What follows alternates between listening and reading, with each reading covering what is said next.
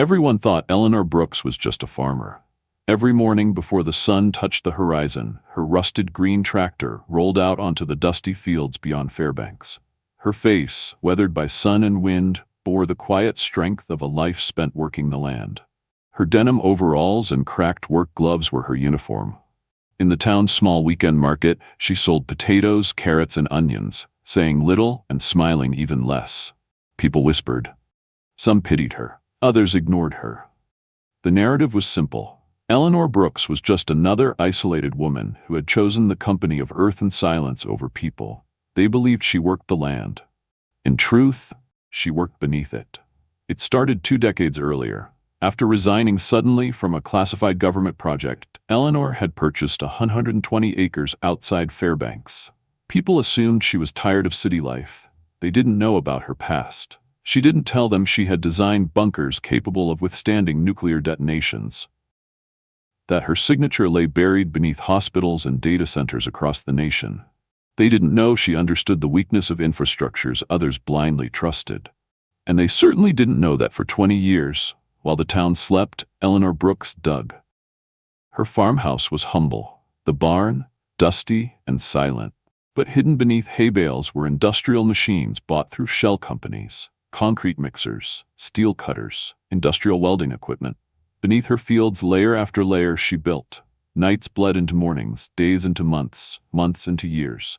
She calculated every inch. She reinforced every wall. Above ground, she remained invisible. Below, she created the single, most advanced private shelter ever constructed by a civilian. Nobody suspected. Not until the fire. One humid August evening, smoke rose from her western field. Neighbors assumed it was a brush fire. But as firefighters approached, they found no crops, no machinery, just freshly turned earth and a sinkhole large enough to swallow a barn. Eleanor stood beside it, her face unreadable, arms crossed as if watching a routine event. When the fire captain asked what happened, she replied with 2 words: ventilation failure. Local police were called. Sheriff Daniels, who'd known Eleanor since childhood, didn't understand. She had always been quiet, but harmless. Until his deputies uncovered the hatch, a round, heavy steel door embedded in the earth, sealed and hidden until the fire revealed it. Forced open, it revealed a spiraling staircase descending into darkness. What they found beneath the soil defied understanding. Corridors reinforced with thick concrete curved into multiple levels. Diesel generators hummed quietly. Air filtration systems, water purification tanks, and storage rooms filled with medical supplies, non-perishable food, and tools lined the walls. Hydroponic bays sprouted vegetables under artificial light. But the heart of the facility, the command room, revealed Eleanor's true purpose. Maps of Fairbanks and surrounding counties covered every wall. Evacuation routes, population statistics, supply chain diagrams, shortwave radios and satellite links connected to private frequencies. Surveillance feeds monitored highways leading into town. Every wire, every system, every wall, built not by a company, not by a military division, but by Eleanor Brooks, alone. Sheriff Daniels was silent. He'd known her for decades and yet realized he had never known her at all. At the station, Eleanor answered their questions with unnerving calm. Why did she build this? Because when the world forgets us, someone has to remember. What was she preparing for? I don't know, but something is coming. Her answers weren't defensive, they were statements of fact. Sheriff Daniels ordered a background check. What he found changed everything. Eleanor Brooks, former federal defense engineer, expert in subterranean structures, author of classified blueprints still in use across military sites. A woman who vanished 2 decades earlier, walking away from a career in national security to become a farmer. When the media discovered the bunker, theories exploded. News vans parked along dusty county roads. Headlines labeled her the doomsday farmer. Some residents feared her. Others admired her. Why had she built it? What did she know? Was she mad or brilliant? Eleanor ignored them all.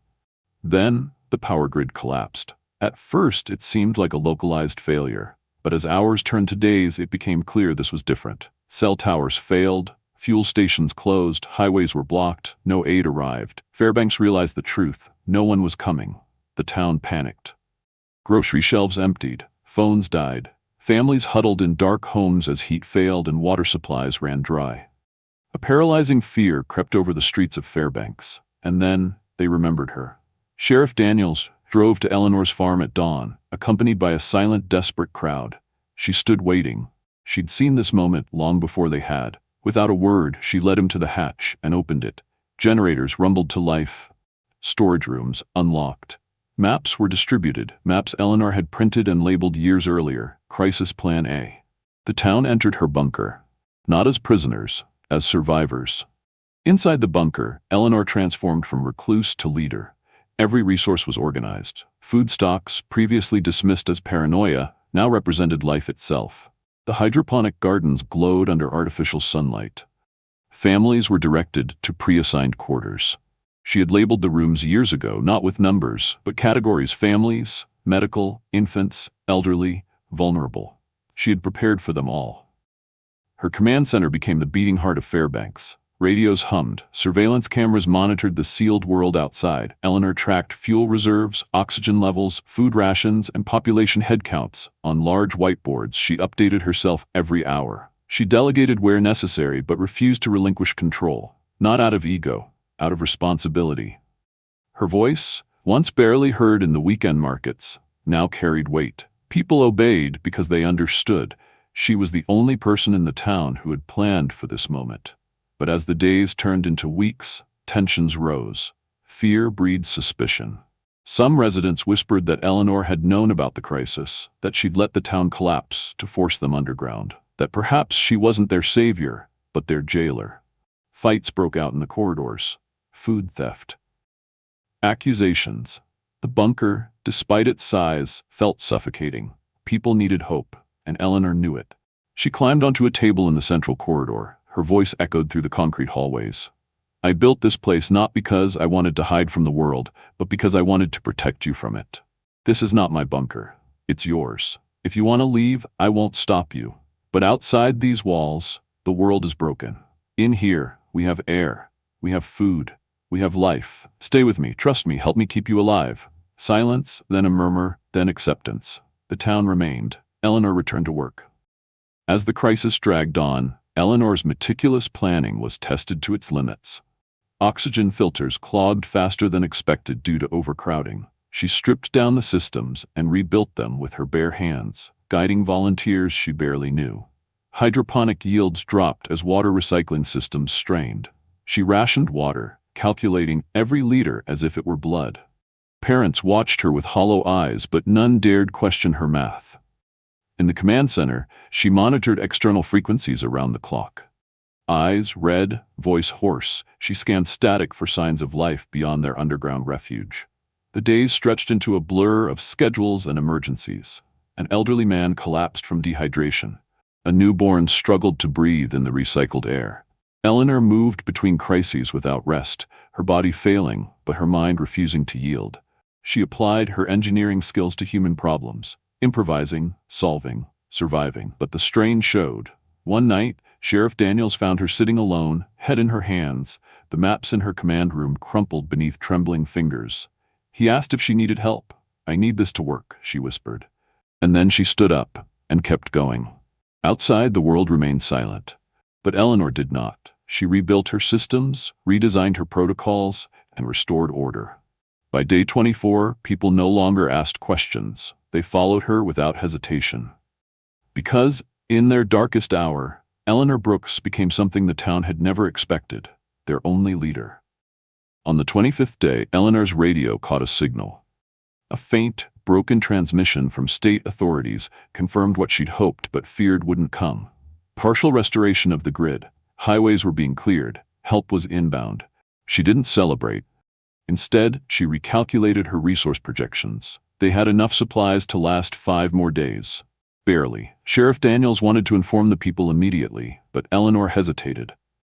Premature hope was dangerous. If the signal failed, if the promise of rescue faltered, morale would collapse. She made a decision. They would wait for confirmation. Hours later, the next transmission arrived. Rescue teams were 2 days away. Eleanor announced the news herself. Her voice, amplified through the bunker's internal system, was simple, firm, and unshaken. 2 more days. There were no cheers. Only quiet determination. They could endure, and they did. When the moment came, when the bunker's main hatch was finally opened, sunlight poured down the spiral staircase like liquid gold. Families emerged slowly, shielding their eyes. Children who'd grown up in artificial light blinked against the sky. Above them, the world remained, scarred but alive. Eleanor stood apart, watching in silence. The town owed its survival to the woman they'd once ignored, to the woman who had buried her life beneath the earth to save theirs. In the weeks that followed, Fairbanks changed. The bunker was no longer a secret. It became the town's official emergency shelter. Local children called it Ellie's Ark. Her name, once whispered in pity, was now spoken in gratitude. But Eleanor rejected interviews. She declined awards. She refused to explain why she had built the bunker. Sheriff Daniels asked her once, standing beside her rusted tractor. Her answer was simple, because nobody else would. Every morning before dawn, she resumed her silent rides across her barren fields. People waved. She rarely waved back. She still monitored the bunker's systems. She still performed maintenance. To her, the crisis wasn't over. Preparation was a mindset, a duty. The town resumed life above ground, but Eleanor remained tied to the world beneath. Not because she sought isolation, but because she understood something the others still didn't. Civilizations forget, but she never would. In the silence of her command center, beneath miles of reinforced concrete, she watched, planned, waited. And as she listened to the soft hum of generators, Eleanor Brooks knew one thing with absolute certainty. Next time, she'd be ready.